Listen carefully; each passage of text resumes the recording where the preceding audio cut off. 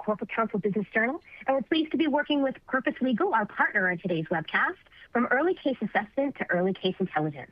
Our distinguished speakers today are Alex Goth, Director of Litigation Service and eDiscovery for Squire Patton Boggs, Christine Milliron, Director of eDiscovery and Litigation Support for Robbins, Rudman, and Dowd, and Jeff Johnson, our Chief Innovation Officer for Purpose Legal. I don't know if you noticed, but On24 has a new audience console options. It's now easier to ask questions and download the deck with the additional materials, fill out the survey, and adjust your video icons. And all of these options are now either on your console or the top menu bar.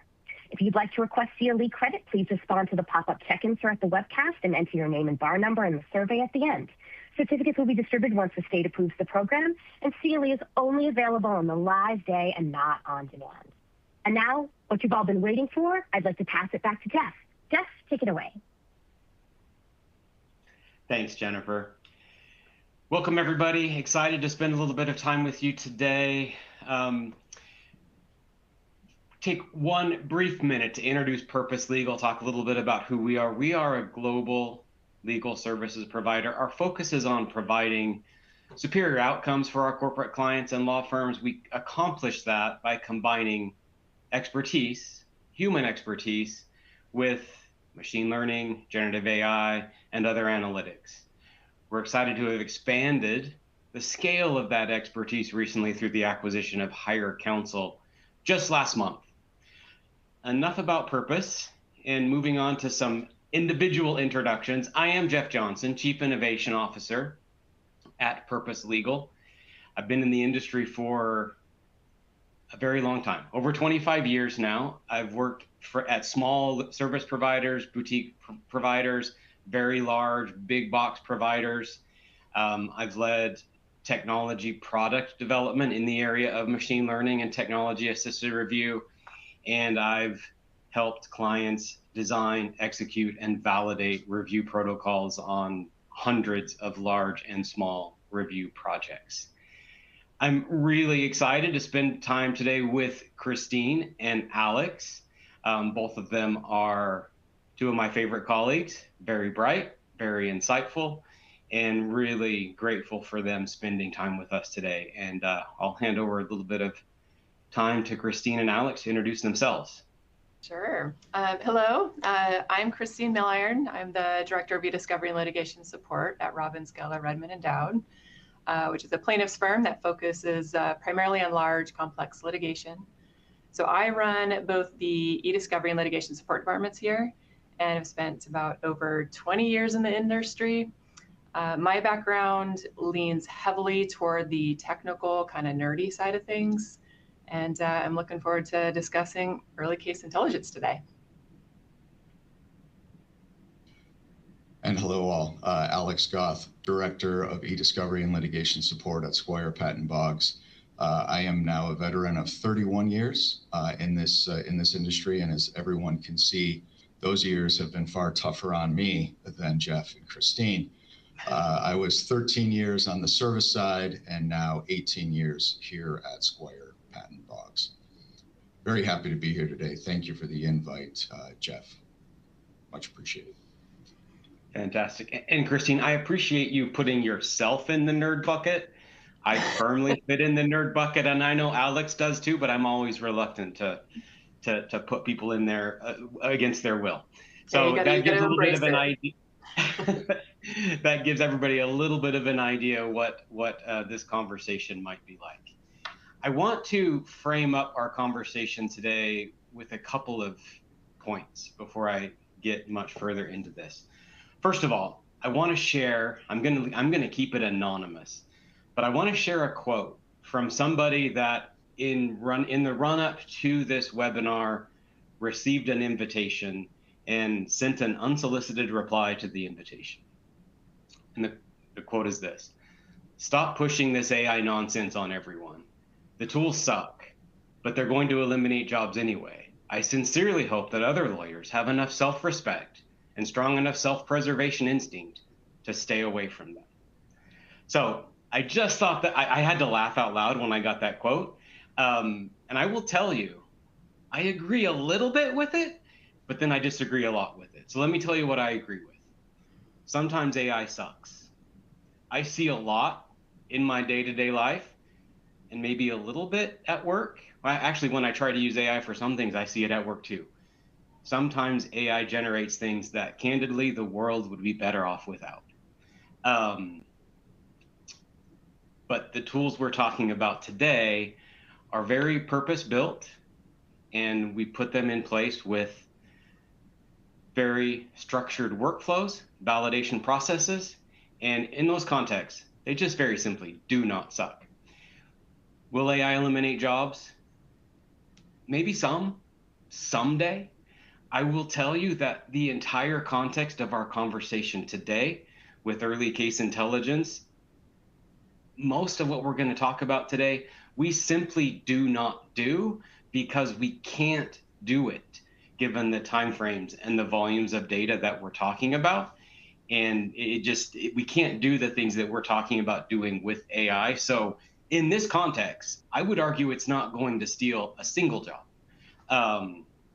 or eliminate a single job, probably is a better way to say it. The next framing that I want to add for our presentation today, Christine kind of helped us break the ice on this.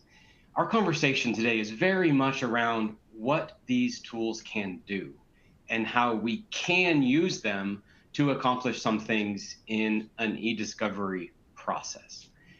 There's a whole another an additional set of topics we could cover around how do we verify defensibility? Is it accepted by the courts? What do we have to disclose? And when do we have to disclose it? All of those topics, they're very interesting. And of course, we have to cover those.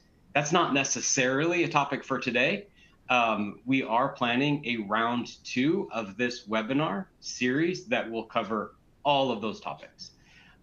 With that out of the way, I do want to talk a little bit about what ECA is, what it has been, lots of different definitions for that, and start to introduce why early case intelligence is different from that. So I first started hearing ECA in the early 2000s, I believe. And at that point, it had to do, well, we used it in a couple of different ways. Sometimes it was strategic selections of key custodians and maybe some key terms that we would run on a data set so that we could dig in and review those documents and start to assess our case.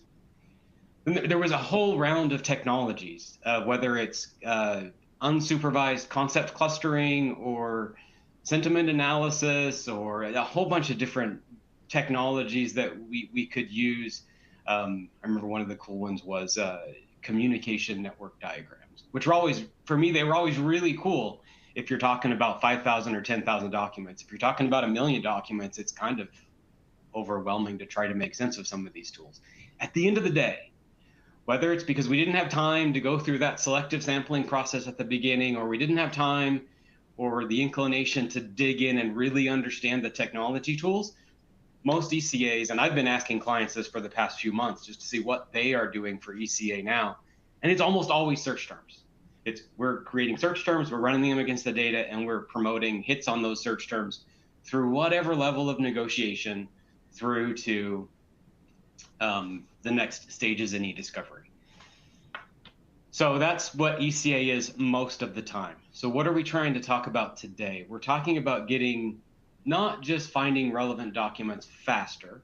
Let's assume for the moment that search terms do a great job of finding relevant documents. We'll talk about that more in a minute. But we're not just talking about doing that faster. We're talking about, in addition to doing that, can we do it better? Can we identify within documents that hit on search terms, which ones truly are relevant or are more likely to be relevant? And then can we also get additional insights from the matter that we would never get from search terms?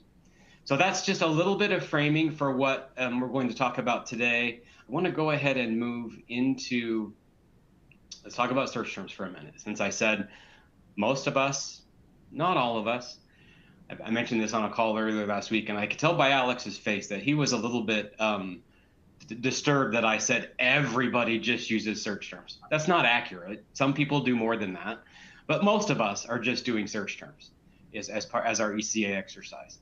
I'm going to just start off by saying I have been for 20 plus years now, I've been surprised that most people we talk to, they come up with a list of terms, and before they even run it, they believe those terms are going to return 75 to 80% of the relevant documents.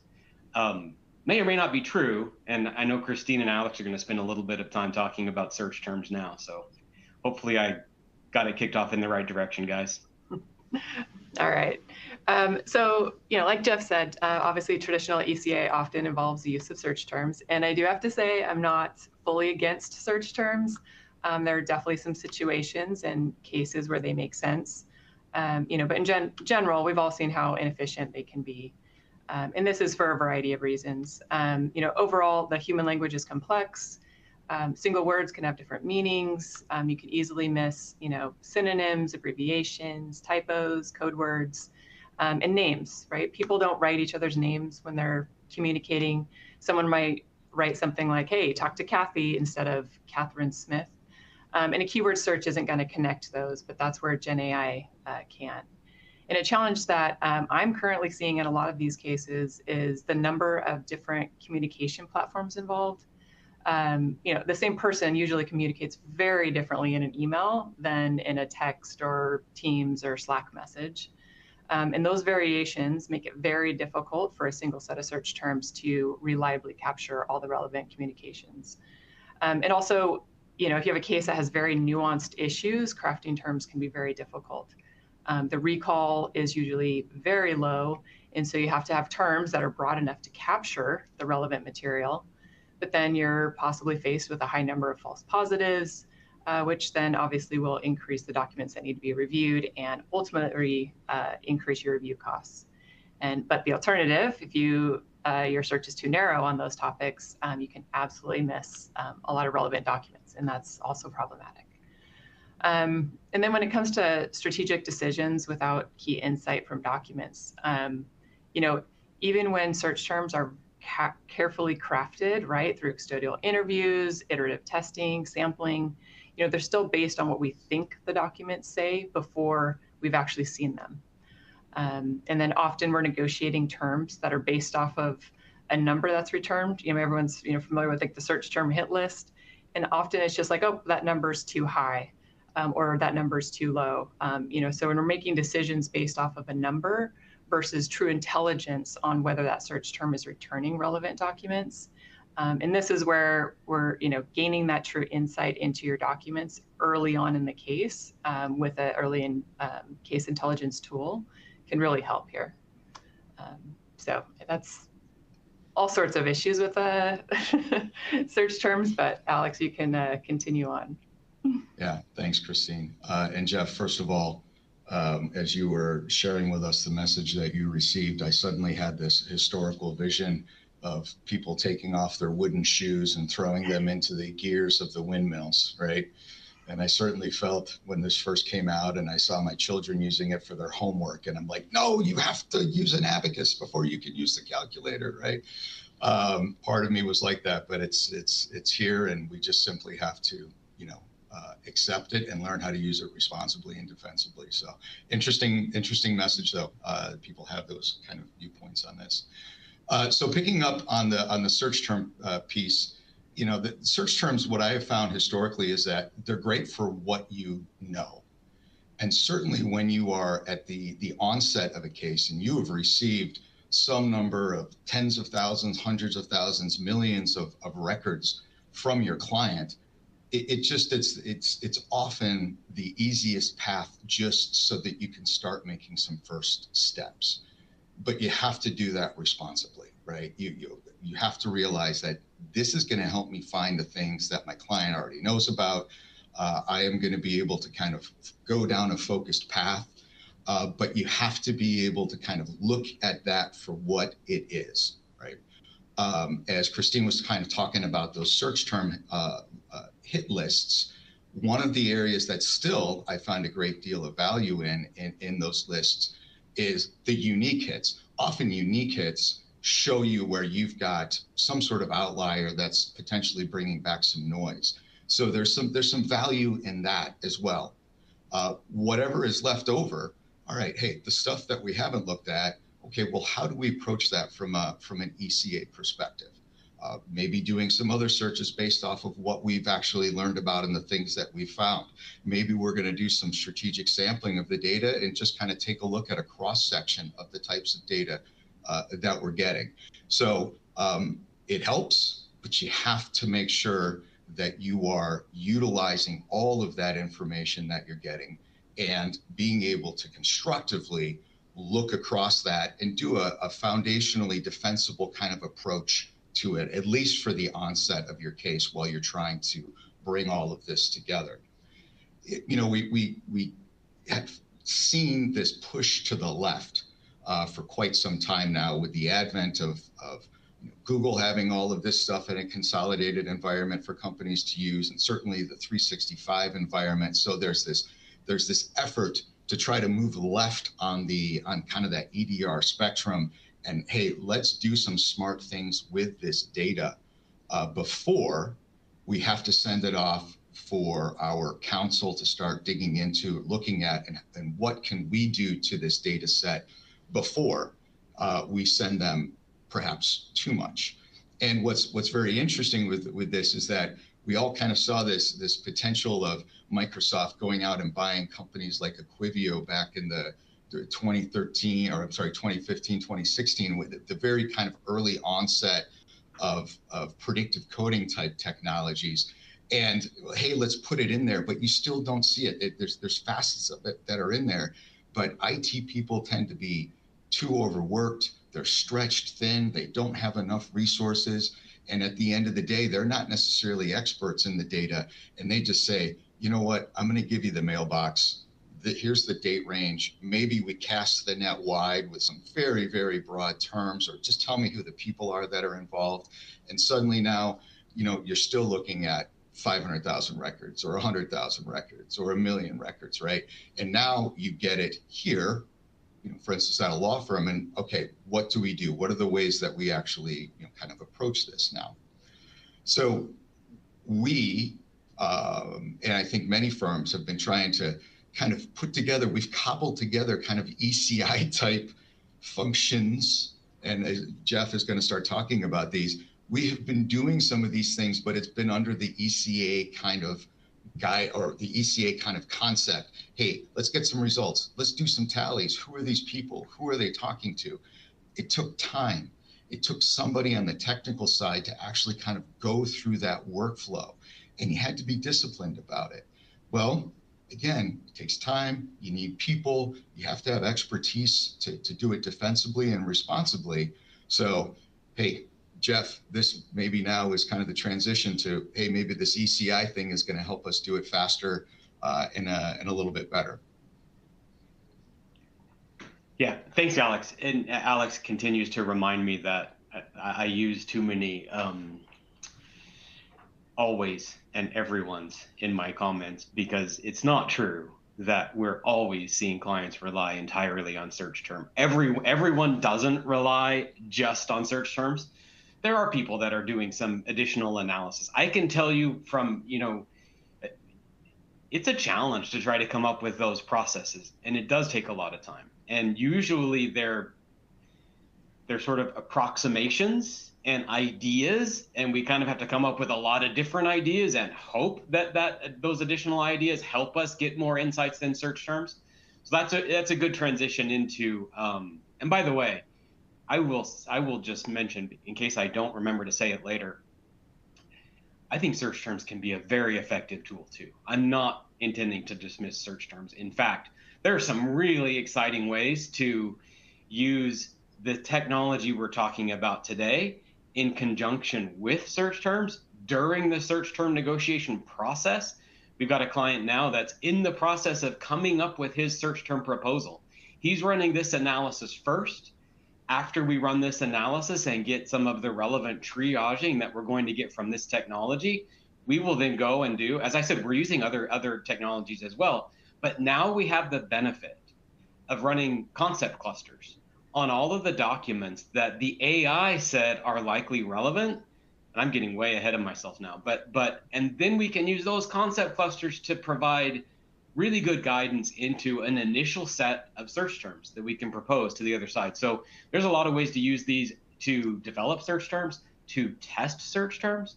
And that's my biggest concern about search terms is 9 times out of 10, we guess at what the search term should be, and then we negotiate with the other side about what the search terms will be based on hit count, and often not a lot more than hit count.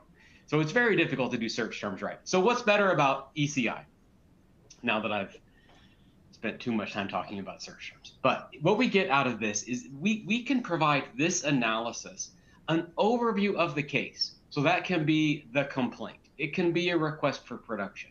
It could be a review protocol that we develop for our review team. Now, usually at this stage of the game, we don't have that review protocol yet, but if we've got a complaint or request for production, we can feed the AI that and only that, with some edits maybe to make it better suited for the AI, and the data.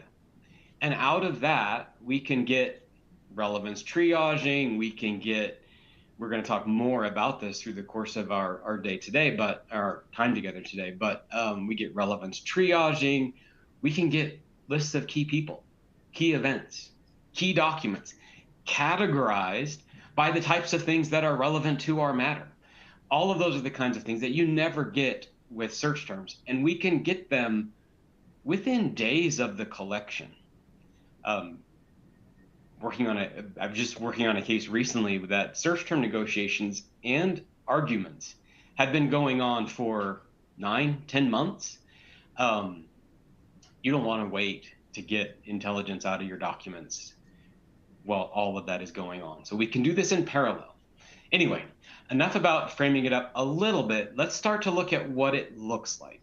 If you see a demo of these technologies, it's going to sound at a high level very much like I just described it. We collect the data, you get a case overview, whether that's the complaint, request for production, or both of them combined. You feed that to the AI. The AI comes up with an overview that it will then use to run the analysis of all of your data. It'll identify relevant documents. Now, I've simplified it in the spreadsheet here. A lot of these technologies will usually say, this is a key document, this is a likely relevant document, or a potentially relevant document, or a not relevant document. You get sort of all of that triage. And then you could get some of the additional insights that I just mentioned. You could get listing of key dates, key documents, key people, as well as a conversational chatbot that you can use like ChatGPT to go in and query your data and ask questions of it. So all of those things. The reality is just a little bit different. As I said at the onset, this technology, we don't let it operate in a vacuum. What does the expert oversight look like that we apply to this data?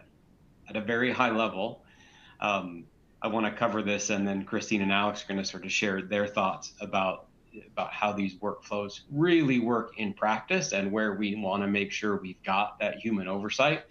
But we need it right from the beginning. As I said, we've got AI tools that we generate, that we use to translate 2 or 3 matter overview documents into input for the analysis. Just like everything I ask AI to generate for me, that's usually going to be a pretty darn good start, but it's not something I want to put my name on, or not something I want to necessarily use as the foundation for the rest of the process without doing some review, updating, and improving of it. So we're using expert oversight at that front. We're also using it with the data collection itself.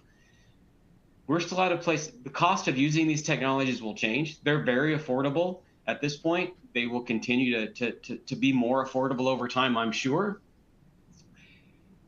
but they do cost something. So if we've got millions of documents, anything we can do to eliminate doc count without eliminating valuable data, we should do. That might be domain filtering. It might be running email threading. It might be if a date window applies to this matter, certainly we should get all the documents out that are outside of the date window. So we want to apply some expertise there. Then we're going to calibrate. We're not just going to run the analysis and rely on it.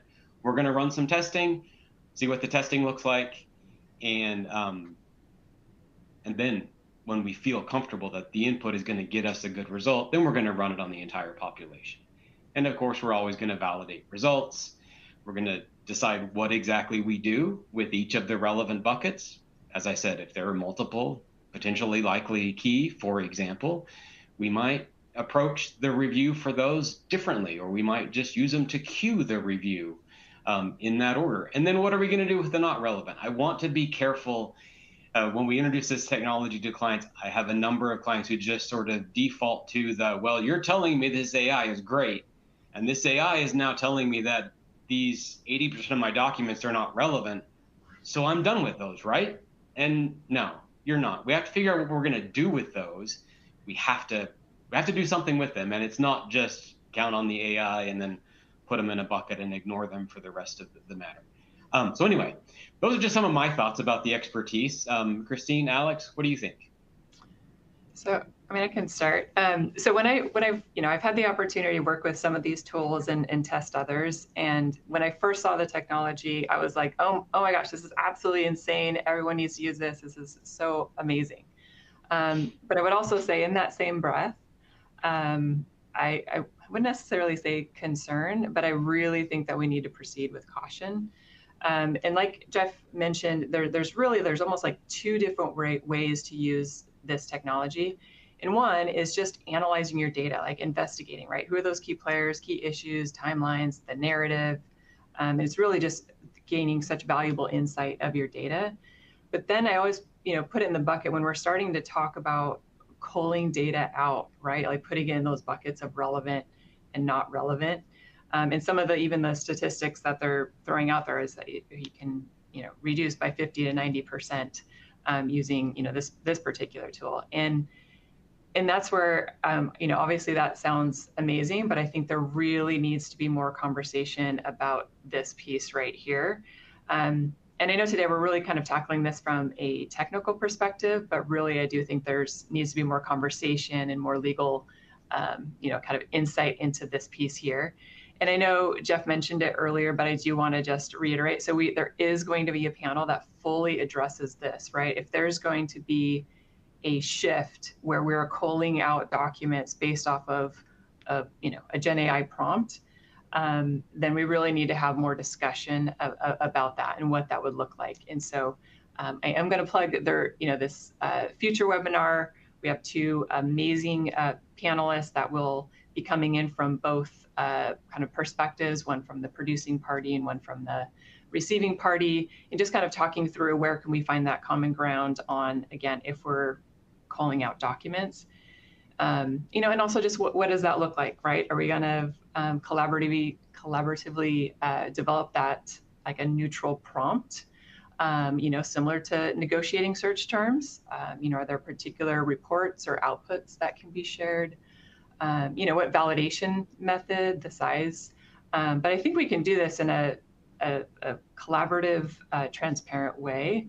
But again, it all depends on how you're utilizing the technology. But I really think that's an important discussion that we need to have. Because I would also say, in testing this technology and using it, I've absolutely seen very relevant documents in that not relevant bucket. And we thought we had a very strong prompt. And so there definitely, I think, needs to be oversight and transparency and validation in that process, especially if that's where this is going. So I don't know about you, Alex. Great. Yeah, no, great comments, Christine. And I think, somebody once said trust through verification, and I say trust through validation. So, as we kind of talk about, sometimes the default to just say, okay, well, this stuff has been set to the side, and I'm done with it. Certainly from a technician standpoint, we can't forget about this. We need to keep that. If you're going to go talk to other people about what we've got, right, you can't forget about this. So number one, it's very important that you're doing the responsible things from a client representation standpoint. And as a technician, saying to the attorneys, hey, right now we can focus right here. Don't forget about this, right? The nice thing about sometimes focusing, right, And what's great about ECI type tools is that when you can kind of go in a particular direction, sometimes you're finding documents that support your position a whole heck of a lot faster than what you used to be able to do. And you have a clearer vision of kind of what that material looks like.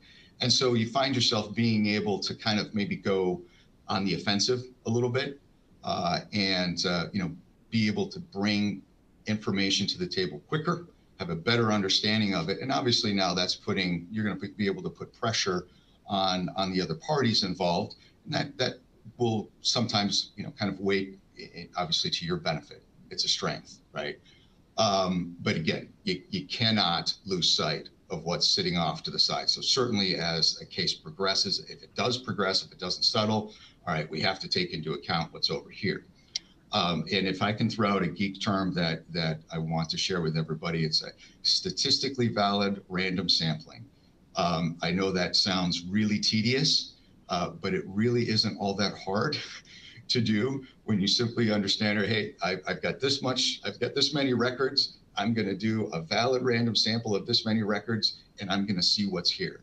And there's case law out there that talks about kind of what the acceptable rates are in that. So if you've got a corpus of data, hey, do those things to it, because it puts you in a position for a foundational kind of defensibility standpoint, right? The great thing about these ECI tools, I think, is that you're going to be able to kind of bring all of that, ECI type tools, is you're going to be able to bring that to bear a whole heck of a lot faster, right? Previously tools like a 10X or an XLP or BrainSpace and things like that, again, you kind of had to bring all of that together and interpret that information and kind of bring that to summarize it, right? And then there were things in there that you're like, I don't understand. Why did it even come back with this? What is this concept? So there was fine tuning that needed to be involved.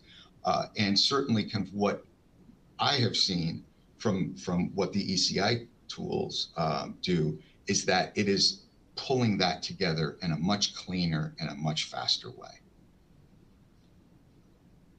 Fantastic. Jeff? Alex, Christine, what do you think? Should we stop down for like a 10-minute conversation about statistically valid random sampling and margins of error and how to review and biased versus not biased review and all of that?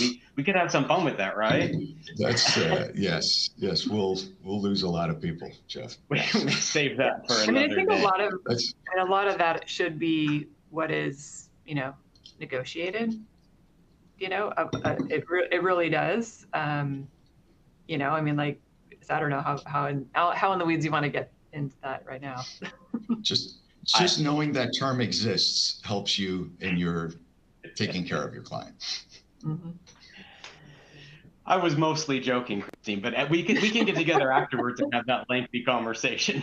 I can talk about it for hours. Really, I can, but I really don't think people will want to hear that.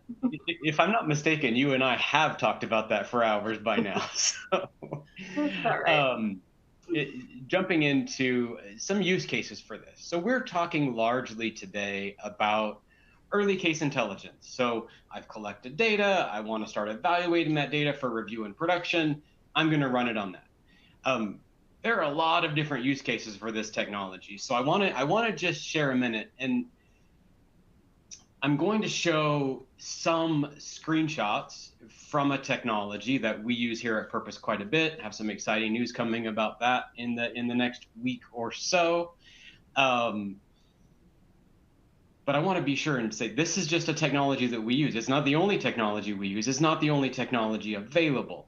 Alex, Christine, and I all use a number of technologies in this area. But I think that these are just helpful, illustrative. They help put a picture with some of the things that we're talking about.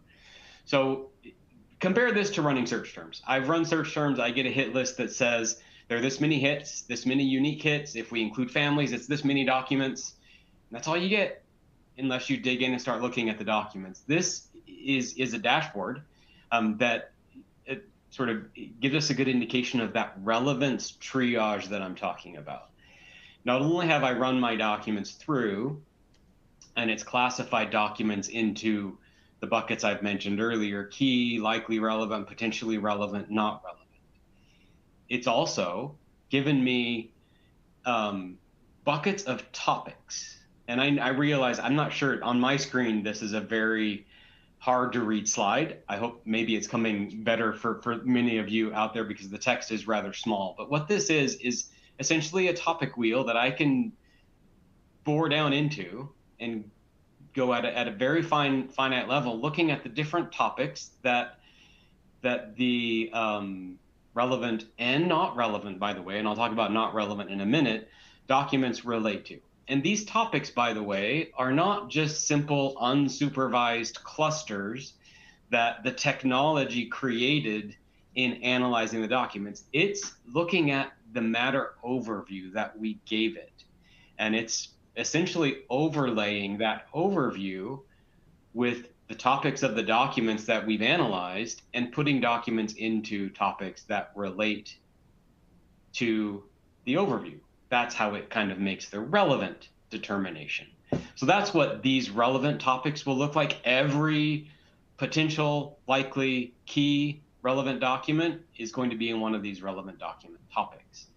Similarly, we now have topics for the not relevant document. So Christine mentioned, I will just offer a quick, these are just data points. Christine's exactly right. We will run analysis like this and find that there are relevant documents that have been classified as not relevant. Happens all the time. Hopefully it's not a lot of them. I will just anecdotally, because I have to share it because it is relatively impressive. I've been working with 2 clients on this week. These are real clients that have run this analysis after just a little bit of input adjusting to the overview document that we gave the AI. And we queued up a statistically random sample, Alex, of a couple thousand documents. And they reviewed the set and found 1 or 2 relevant documents. And they were kind of relevant documents. One of those relevant documents was honestly a document with a link to a modern attachment that the reviewer could tell the modern attachment was relevant. But the document itself really wasn't. So we could argue whether it should have been called that. But my point is, these topics, when you have them, even for the not relevant documents, do help you dig in and figure out what's the analysis missing. And you can use that information in a couple of different ways. 1, you can go back and rerun the analysis after you've adjusted the input. 2, you can come up with mitigating processes to make sure you're finding those documents, even if you don't end up, and I don't want to get, this is a can of worms we could open up, but even if you don't end up reviewing all of the not relevant documents, you can find a way to identify those. Let me go ahead and navigate to the next slide. This is some of that additional insight that I was talking about that you can get. So in whatever format, there are multiple technologies that provide something like this. Key events, dates, information about what happened in that event, actual grounding of the summary. This is an AI-generated summary here. So we've all heard about hallucinations. The way these technologies address that is they provide grounding in actual documents. So in this case, it's identifying specific documents from the corpus that support the date and the analysis and summary of the date. I'm just covering this at a high level. In addition, you could get, there are oftentimes additional screens specifically for key people and key documents. In this case, I'm just using some of the hyperlinks that would be available in this particular technology to show a flavor of that. So it's identified this individual as key to this specific date. I can then launch and see full information about that individual, everything we learn from this population, also grounded in actual documents.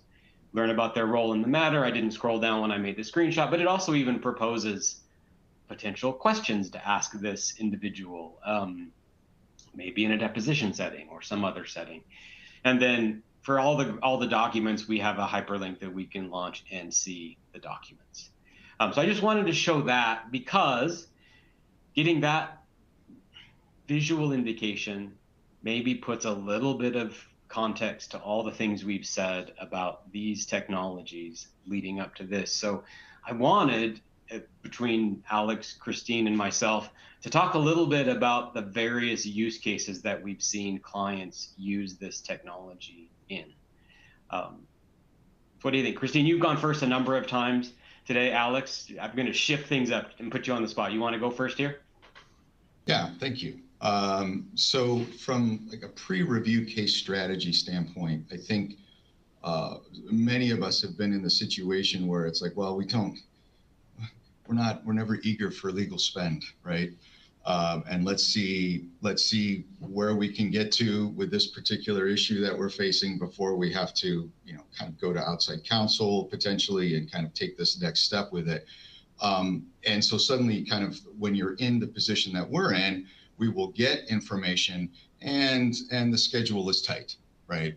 How do we actually take all of this information in and get a good idea of what we got and start from a technology standpoint, try to kind of outline the information that we have received from the client in a constructive and an effective way for the case team to get a good feel for it. And certainly these ECI tools are able to do that for us without us having to do kind of all of those workflows and those things that I described before that we've kind of been doing from an ECA standpoint, and the manual tallies and putting together numbers, and these are the people in place. ECI tools are going to be able to basically kind of give you that information quickly and put you in a position of understanding of the kind of the information that you have. Investigations, second requests, things like that. Traditionally one of the more difficult things is trying to prove a negative, right? How do I find the information that says we didn't do this? And how do you craft searches or aim a case team towards the information within a data set that you get from a client that basically allows them to comfortably or from a certain strength standpoint say to the client, we're not finding it, right? Certainly the way these ECI tools work, and as Jeff kind of described, the matter overview and the issues that are in play here and the things that we're trying to find, it's going to give you a more immediate feedback on information that pertains to those kind of things. It's like, well, is there something in here that says this? So as opposed to having to look through thousands of documents where maybe this person communicated with a number of different people to see if they said it, these types of ECI tools are going to be able to kind of synthesize that and at least point you in a direction to say, well, maybe this is a spot maybe you potentially kind of want to look at. Custodial prioritization.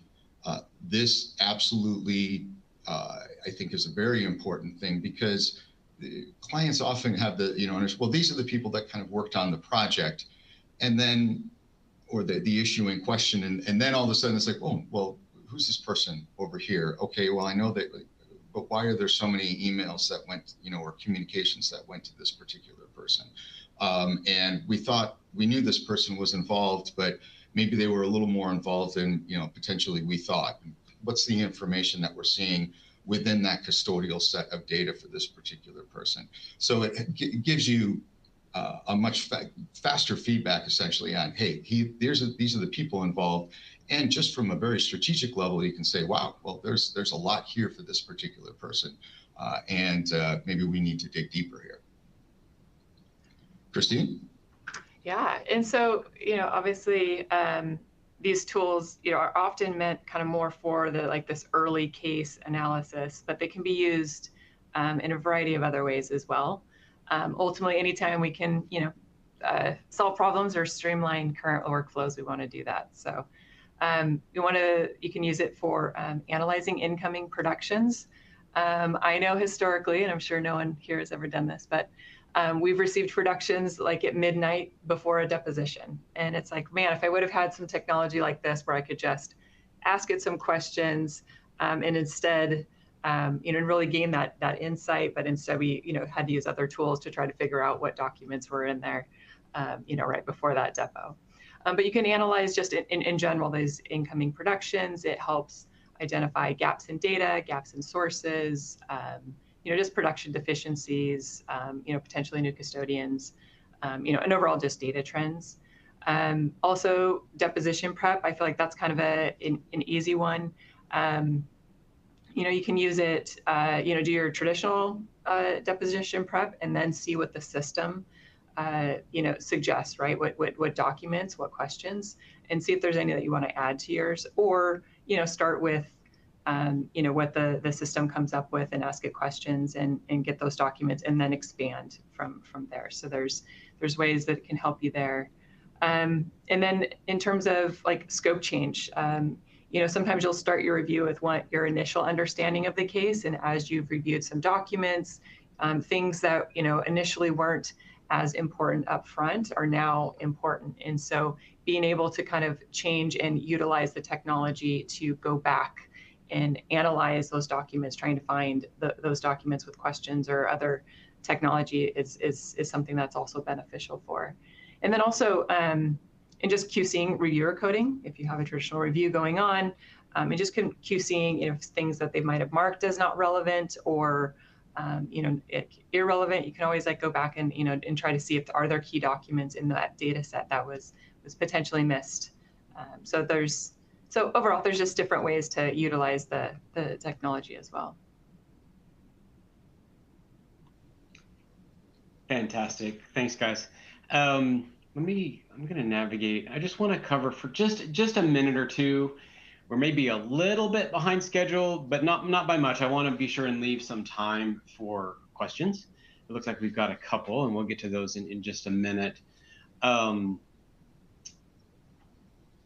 want to talk a little bit about what it takes to really operationalize these technologies. So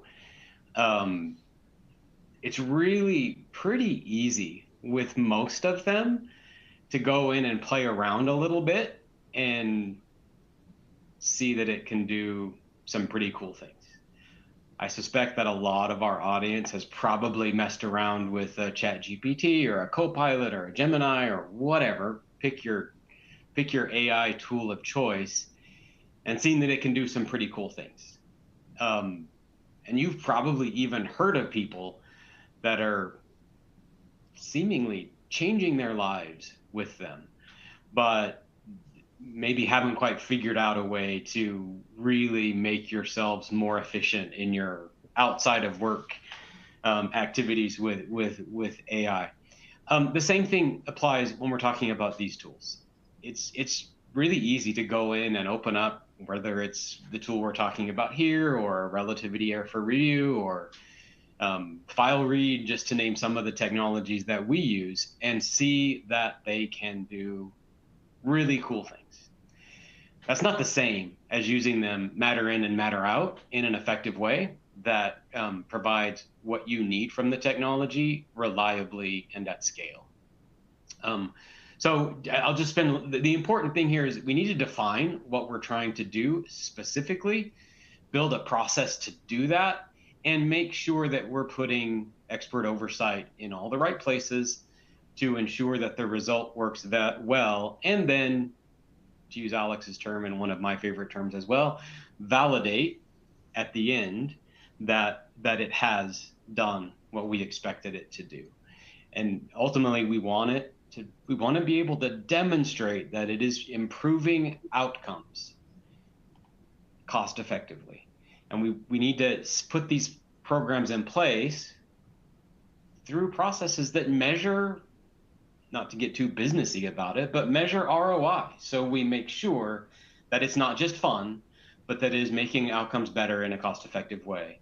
We could get into a lot more detail about operationalizing these things. Alex, Christine, if you have any thoughts around how you've operationalized these things within the firm, I know you've been working on that. That would be interesting. Otherwise, we can move on to questions. Christine, do you have any thoughts on that? I mean, the only thing I would say, it's not really on that. It's more, I would just say it's remarkable technology, and it really has brought so many efficiencies, but it's really important that it needs to be checked and validated. And I know, especially if we're getting into, I've already said it, but if we're getting into calling out data, I know you talked about validation. Validation is extremely important, but even like statistical best practices are to have kind of multiple validation steps. So again, I think it is really important if we are calling out data that there's a cooperation and transparency in that. But overall, I think it's a no-brainer. I mean, this technology is absolutely amazing, and it definitely has brought efficiencies to workflows that we've had. What is it? With great power comes great responsibility, right?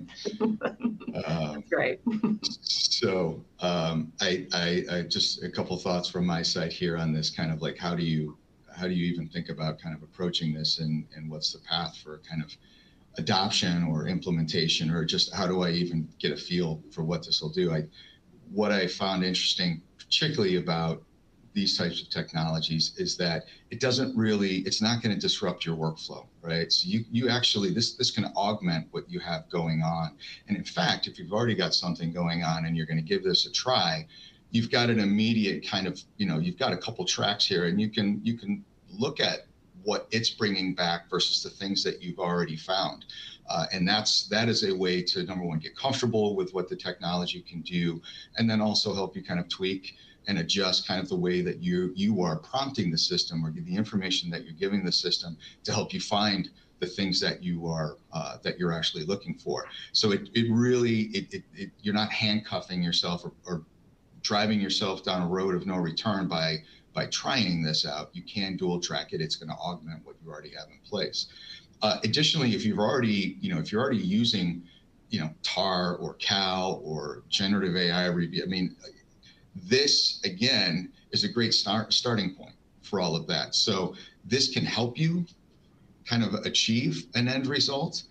But if you've got a piece of technology that you're already using in place that maybe handles those things, or maybe you've got a well-defined CAL process, predictive coding process, hey, this can help kind of that initial step and then help you get to where you want to be with that. You might not even need it with tools like that. But again, it complements the other technologies.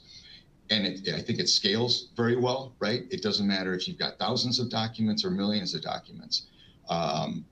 These types of systems are going to scale nicely to give you the information and provide value for the amount of money that you're going to have to spend to get into them. So I think, Jeff, those were just some of the quick points that I wanted to share on that. Fantastic.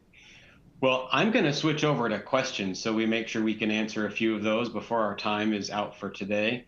The first question I'll hit up is, it seems the case overview is critical.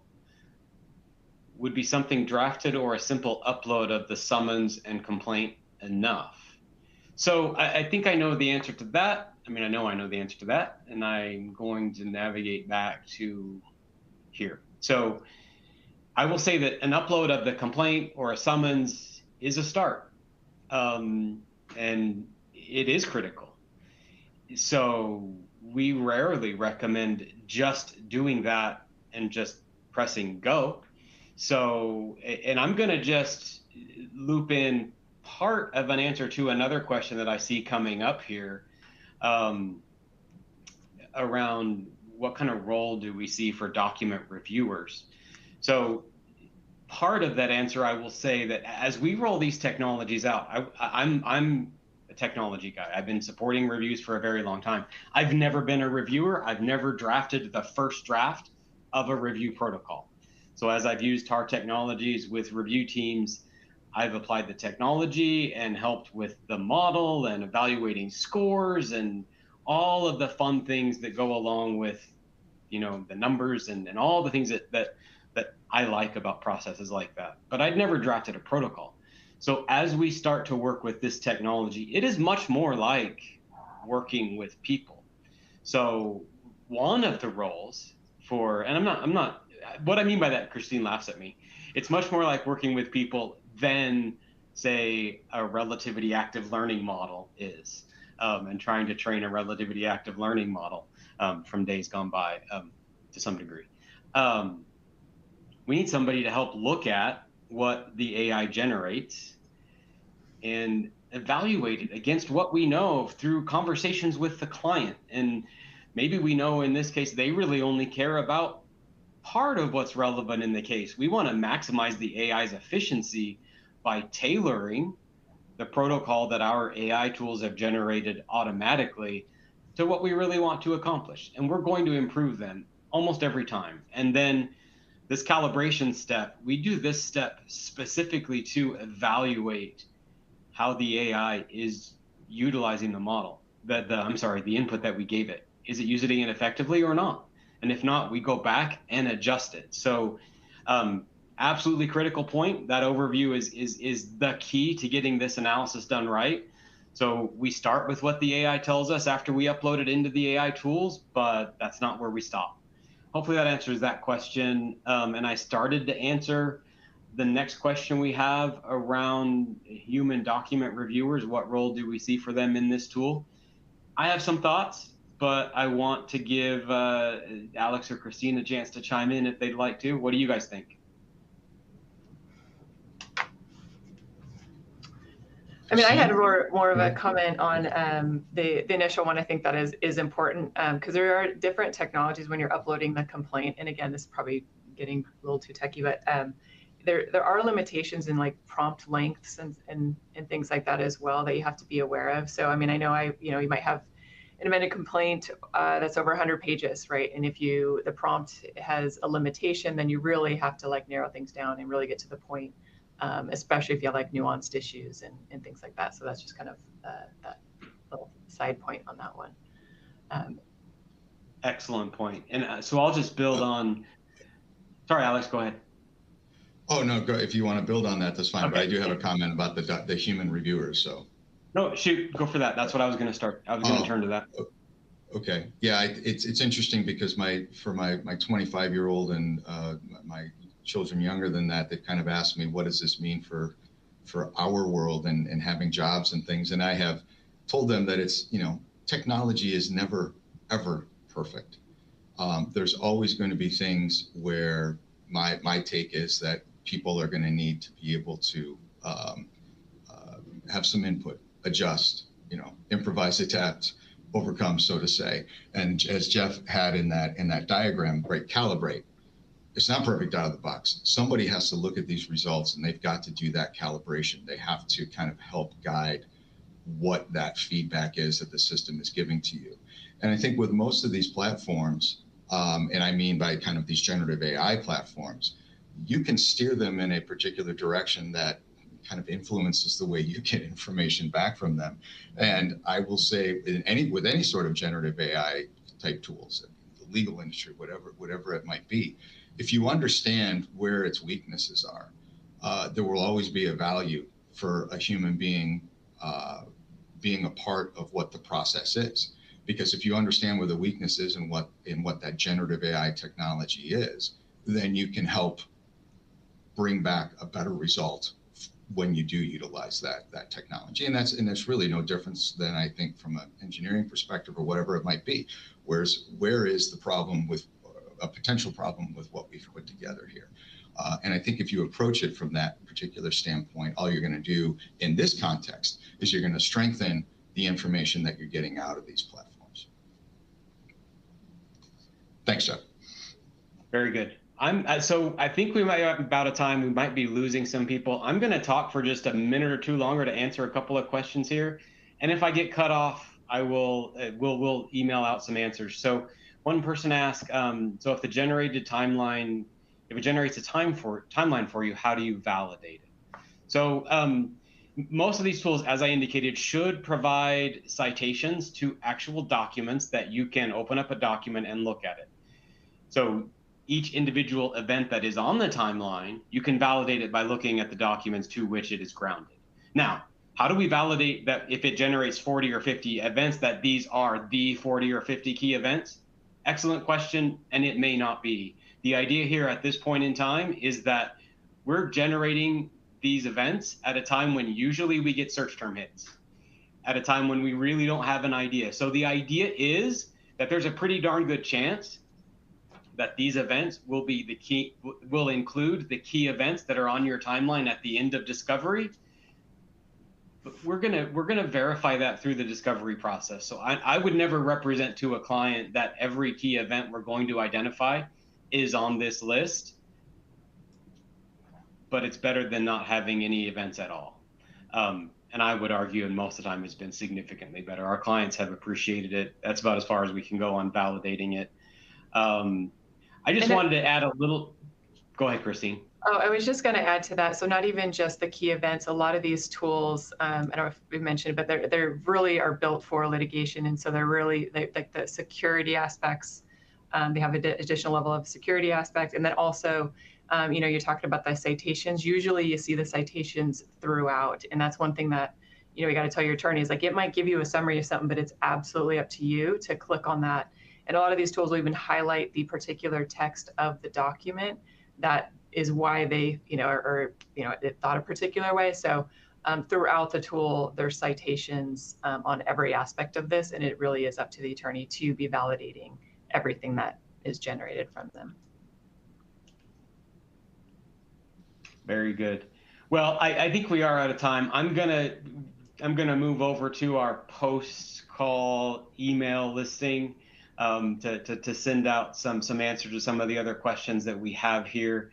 Again, Christine, Alex, I can't thank you enough for spending the time with me today. And to our audience, thank you for joining us as well. Hopefully it's been beneficial to you in your thinking about how to use these tools in your workflows. Yeah. Thank you very much. Thank you. Thank you all.